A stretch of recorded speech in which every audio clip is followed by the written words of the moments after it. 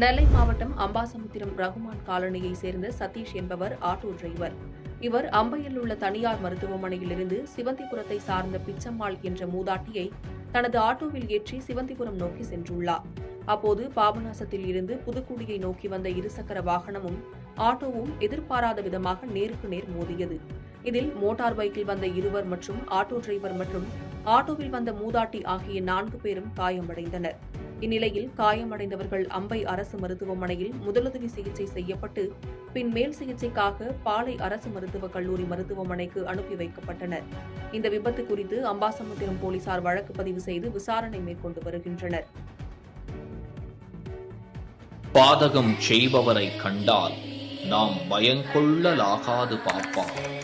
மோதி மிதித்து விடு பாப்பா, அவர் முகத்தில் உமிழ்ந்து விடு பாப்பா.